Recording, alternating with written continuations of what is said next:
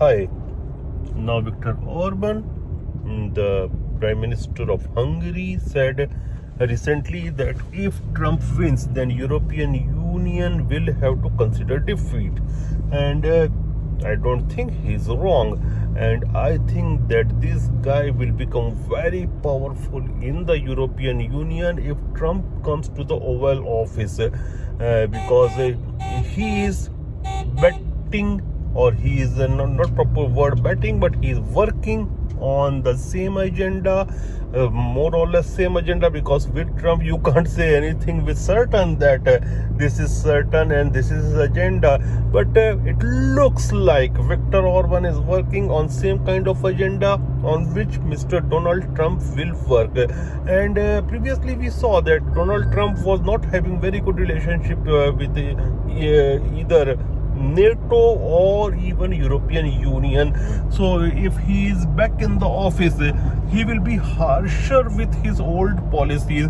And at that time actually he was sabotaged on various issues, including the issue of North Korea by his own people like John Bolton and his other NSAs, and you can say that they were neocons. So I think this time he will be very careful in picking up his people, and he will try that he won't take the people who are classic kind of post-Cold War politicians, so that they can sabotage what he wants. And in those circumstances, then there will be consequences for European Union and also for NATO. And if you talk specifically about NATO, and I always maintain one thing, that you can't detach NATO from European Union.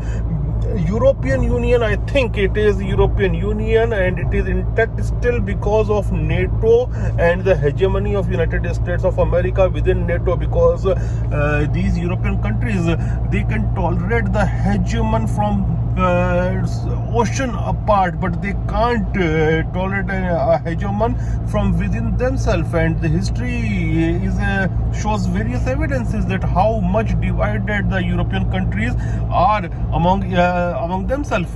So if you talk about Donald Trump, he will not be very friendly on NATO or European Union, and he will also once again start pushing for more funds for NATO among the NATO states, at least 2% of their GDP, which most of them are not actually spending. And actually the European politicians, they are piggybacking. They have learned the art, and they have become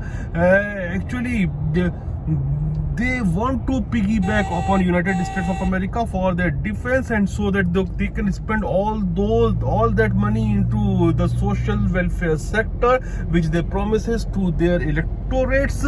So I think that Viktor Orban is right. If European Union doesn't find a way to deal or the policies to make policies vis-a-vis Russia especially, and NATO is spending, when Trump is in Oval Office, they will have to deal with very harsh circumstances. Thank you.